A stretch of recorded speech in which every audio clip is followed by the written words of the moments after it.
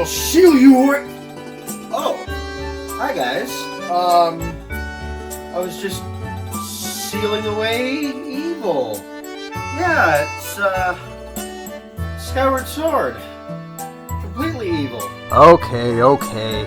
It may be obvious by that, but I really don't like Skyward Sword.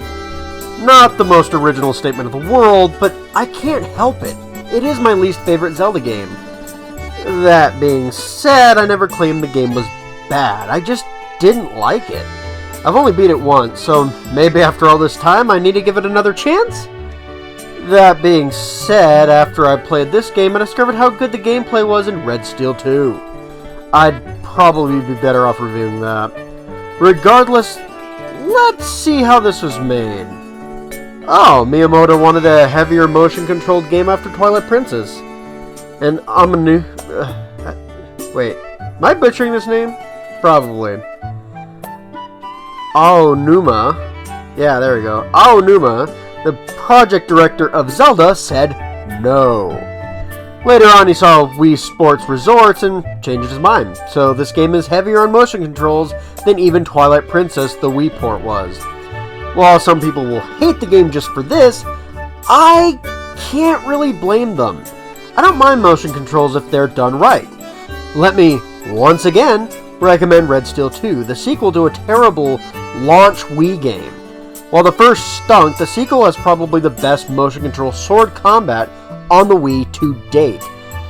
And here we have Skyward Sword, a game that, well, I'll get into that in a bit. The true villain here is obviously Demise, this creature that everyone keeps talking about and they're hyping up immediately when the game starts. Girahim even wants to free this beast, so he's definitely the big baddie here. Let's do it! Let's take on Demise! Let's get this over with quickly. I don't like the plot here in Skyward Sword. So I've heard a lot of people defend this plot, but personally I think is literal trash. The stories about how Link, Zelda, and Ganondorf, despite not showing up here, keep coming up in Zelda games and how the Master Sword was built. That sounds great, right? No! You are Link. You live in the sky. On a day about training on birds and becoming a knight, Link graduates into a higher class, only to have his best friend and love interest, Zelda, kidnapped by a tornado. I hate when that happens. Suddenly, while Link is trying to rest, this spirit thing named Fi, I'll just go with Fi, appears and tells Link how to get Zelda back. Link follows Fi to some goddess sword and in the morning leaves to reach the surface, an area below this huge cloud cover. Link literally chases after Zelda for about 3 dungeons, meeting this bad guy trying to revive his master named Demise. The guy's name is Girahim, and he basically sends boss fights after you. Anyway, despite hearing Zelda was captured and whatnot, you rarely actually see her. She is purifying herself, as she is the reincarnation of this goddess who sealed Demise away. After unsuccessfully chasing after Zelda for about 3 dungeons, she goes into the past and going right to days after Demise's defeat to seal him away, or at least strengthen the seal that was put on him. You, as Link, now need to build up your sword and build up yourself. After 3 more dungeons and some spirit realm things, you build up your goddess blade to the Master Sword. You meet Zelda in the past right before she seals herself away, and she gives you the last boost of the sword. Now Zelda tasks you with finding the Triforce. She tells you that she, as the goddess Hylia, became human because gods and goddesses can't use the Triforce. Only mortal creatures can. That's great, Zelda, but you aren't using the Triforce anyway. Link is. That seal on Demise would probably be stronger if you didn't do this, but hey, I'm no expert on magic. Speaking of which, by this point that seal broke twice, so yeah, Zelda, you seem to be, napping on the job. Yeah, okay, I'll stop. Anyway, Link now has to find the Triforce. To do so, he needs a song which is broken into 4 pieces. After pleasing 3 dragons and freeing this creature named Levias from a parasite, you finally learn it. Now you go through one more Spirit Realm challenge and take on the final dungeon. You find the Triforce and drop the final dungeon located in the sky onto Demise's head, killing him. Surprised nobody else could just, do that. Anyway, Girahim, who isn't dead yet, drops in and kidnaps the newly awakened Zelda.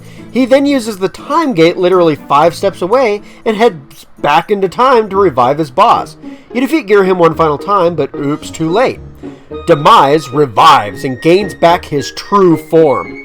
It is here you learn that Girahim is the spirit residing in Demise's sword. Much like Fi helps you awaken, Girahim was only doing the same in a way for Demise. And Demise is very amused that Hylia chose you as her hero. He talks about how humans were weak creatures and that you standing before him readying your sword is such a stark contrast. He opens a portal to another world and allows you to choose if you want to face him. He has waited eons to revive after all. What's another couple of minutes? Wait. What? Eons? Did he just say eons? Zelda mentions not much time has passed since Demise's sealing away. She says wounds have yet to heal, but it hints that it wasn't too long ago. How the hell has Demise waited eons? I know the majority of the game takes place in the present time, when that was a long ago fight, but this fight takes place in the past. Time travel, am I right? Anyway, you kill Demise, who claims his hatred won't end, and reincarnate, much like Hylia did, starting the lore of Ganondorf up quite nicely. So now, I know a lot of people defend this story a lot as world building, character driven, but it doesn't actually build up the world a lot for how long it is. Being as simple as it is for how long the story goes on is a bit much. I know the trials Link faces is part of the story, but other than him fetching plot points, nothing really happens. Even the smaller stories in each area aren't really memorable. I hate to say it, but the story is probably the weakest part of this game. Luckily, the character writing is much better. The worst character is probably Link. I love Link, but he's kinda terrible in this game. Okay, not really, but compared to the others, his emotions are weird, to say the least. Yeah, Zelda tells her background story, and he leaves his mouth hanging open. Impa tells him he sucks at being a hero, and Link just takes some drugs and hallucinates the old Zelda. I'm not sure what to make of him. The only reaction he had that I can relate to is when he's diving into the forest from the sky, and then Groose is suddenly flying towards him midair. Not Groose. He is a much better character, possibly the best in the game. He starts the game as a bully to Link. See, Groose is in love with Zelda, but he's jealous of Link's closeness with her.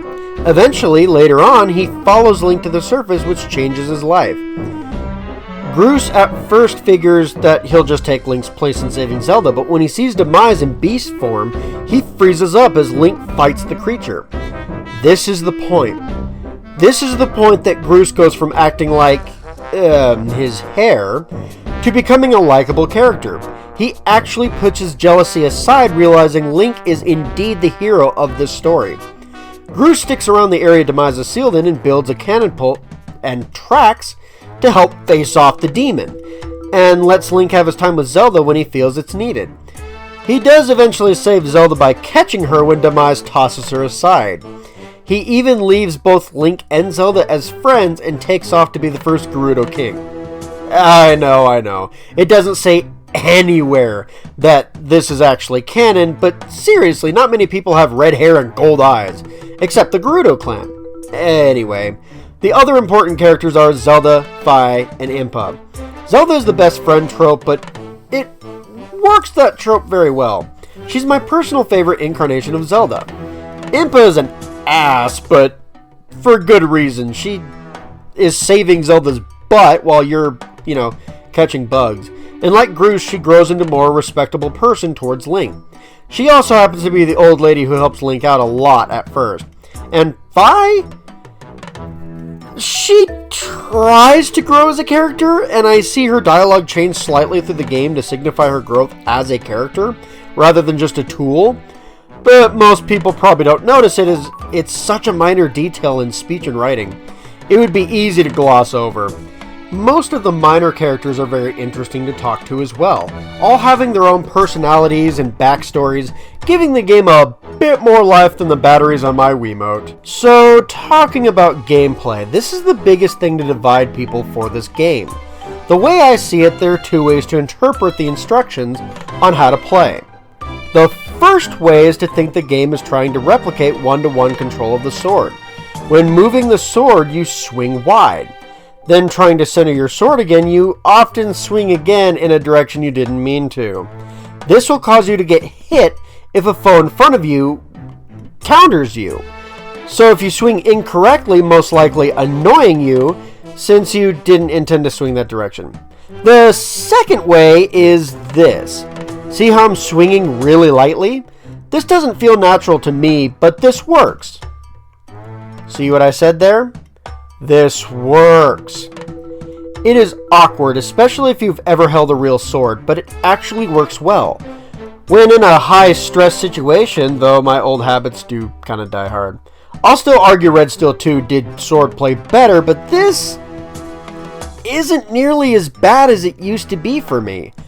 All the other items work well enough as long as you can get used to the standard motion controls, and any complaints I've heard about most of these items can literally be fixed with the crafting system. More on that later. The item I hear the most about is the bug net. I've had a few issues with it, but once you figure out how you need to turn the net in a certain direction by tilting the Wiimote, it works perfectly fine. You can make it bigger too if you're still having issues. Outside of this, there's still a few enemies that are annoying to deal with, even when the sword is working properly. Let me tell you about the shield bash, because the game barely does. If you shake the nunchuck the moment an enemy is attacking, you will often block the attack and stun the foe without damaging your shield. This is the most useful ability in the game and absolutely needed in the final two boss fights, but the game barely talks about any of this. Any enemy I used to have issues with, and still probably would, I just shield bash until they died, taking no damage at all if I played right. Honestly, the only issue here is how the game explains these actions, or doesn't really explain them well at all. The explanations aren't great. The gameplay is actually pretty good if you can get it working. If not, prepare for a miserable time dealing with the game's levels. Speaking of which, the way this game works levels kinda sucks. 4 overworlds, 7 actual dungeons, and roughly 12 boss fights. Does anybody else see a pacing issue right off the bat? First issue, the overworlds. They mostly suck. Each is rather large. First, you have Above the Clouds, the biggest one. This is the place where you visit Skyloft and maybe a few minigames and some treasure. Every time you finish a dungeon, you have to come up here just to advance the plot ever so slightly and then go back down to the surface again. Sure, you can side quest here and ride your bird, but unlike Wind Waker, there is no real reason to explore any flying islands you find up here. Flying takes forever, and it's all motion controlled. You get higher and speed up by diving downwards. There are rocks that can accelerate you a lot, but hitting them can be kind of annoying sometimes with how flying works, and there aren't really enough of these. Flying in the clouds is boring and takes forever. Basically in Wind Waker, but worse. Outside of one boss fight with Levias and his parasite that you tackle on your bird, flying is never really fun if I'm honest. The other overworlds are fine, but you go in and do things, beat a dungeon, and eventually have to come back to tackle a Silent Realm, which is just like the first time you visited, but more annoying. The Silent Realm thing is straight from Twilight Princess and is often considered the worst part of that game. They aren't much better here since you're repeating basic actions with more of a threat. Then after beating the Silent Realm, you have a new item and can finally visit a new area, which outside of the desert overworld normally aren't as good as the first original area you find in that overworld. Then you have to tackle the area a third time and find a dragon. which isn't bad in 2 out of the 3 areas, as new things are happening and you're, dealing with them. They're challenging, they're fun. Still, with this pacing, especially broken up by the slow flying sections, this just sucks. The dungeons aren't bad though. Most are your standard affair, but a decent few stand out as some of the best dungeons in the series as a whole. The Ancient Chapter is a fun water puzzle, and great heaven and hell gimmick, a super fun boss fight, as well as a decent mini boss and fun item to use. The Sand Ship is super fun with time-bending puzzles. The bow is used super well and creative in this game, and you get it here. And while the boss is a letdown, the mini boss is fun, and getting to this dungeon is even fun compared to some of the others in this game. Skykeep, the location of the Triforce, has the same mini-boss as the Sand Ship, and is a great sliding puzzle gimmick that I actually love solving with elements from all the other dungeons. The other dungeons are pretty decent and fun, like the mining facility and the fire sanctuary. The worst dungeon is literally the first dungeon called Skyview Temple, but the game goes up from there. Dungeon-wise anyway. The boss fights, however, aren't always super great.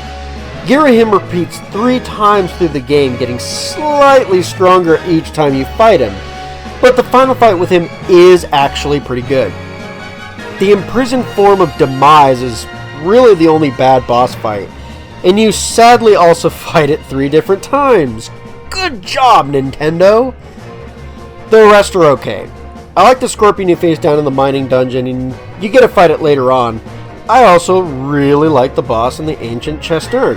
I hope I'm pronouncing that right. Levias is also a cool one to mention as well. The only other really good boss fight is Demise, at least its final form. In his true form as a final boss fight, Demise is actually really fun to fight when the motion controls don't glitch out on you. When they do, and you can't do a Skyward Strike randomly in the final round with him, well, good luck. The other boss fights are okay, but nothing too great. All in all, great level design, at least when you aren't in between dungeons. Let me stress that enough. I mentioned a crafting system a little bit ago that fixes some of the issues with items. People complain about the beetle being too slow. Crafting helps speed it up. Of course, after you get it to hold items, but still. Bugnet controls giving you hell? Make it bigger. Bow not doing enough damage? Upgrade it. Shields break too much? Upgrade them. There should be little reason to grind in this game for supplies. If you are killing your enemies like you should be, you should quickly build up enough loot to build up all your items. The only time this should be an issue is if you live with a black cat that hates you like I do. For some reason, these drops were super rare for me, oftentimes leading me to need to grind.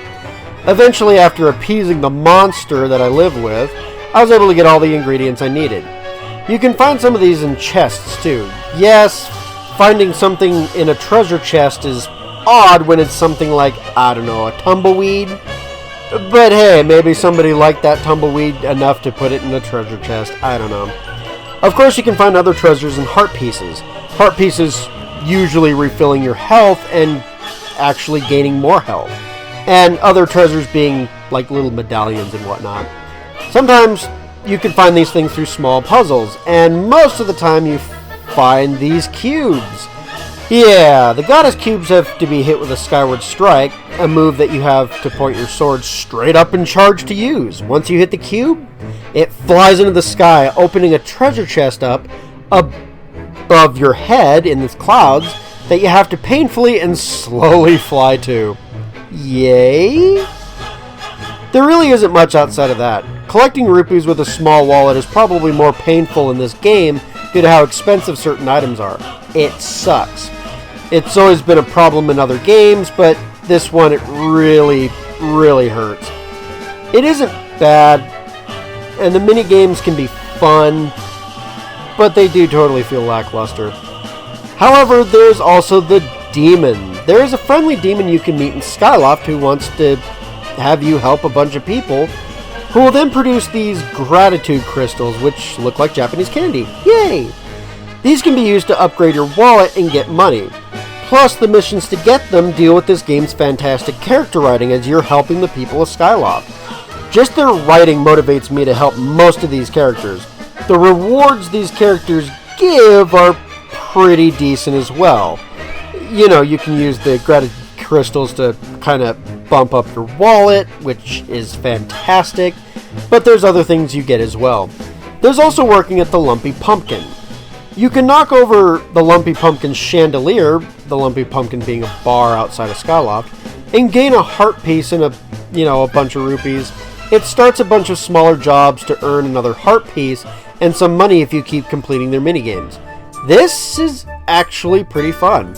Nothing too bad here. What isn't great still works fine, and what is great works with the character writing, so that's always a good thing. Really, only the goddess cubes are lackluster, but they can still be fun to get in certain situations. If I had to rate this game, I would probably give it around a 7 out of 10. It is a pretty good game, and while I may have hated it before, I've come to respect this game as a whole now. The really biggest issue in all of this is all the small little issues you face. Like the game re-explaining items you've already collected, all because you left the game and came back later, or typical motion control issues that plague pretty much every Wii game. If the game explained itself better, or didn't have horrible pacing with the levels and story, I'd probably rate this higher. And if you can't get a grip on the motion controls, it's easily a 6 out of 10, maybe even a 5. Odds are that this is the make or break for you, as even with working motion controls, this game still has a few decent issues. I wouldn't call this a bad game though. Many people love this game, and that's because they figured out how to make the game work really quickly.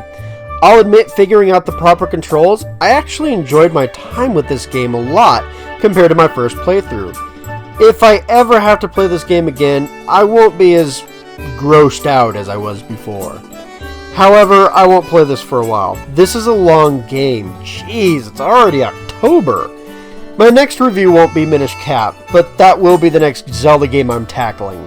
Hopefully you enjoyed my review enough to leave a like, comment, subscribe, hit the bell for notifications, and YouTube should be showing you other videos of mine if you're interested. Thanks for watching, and take care, my minions.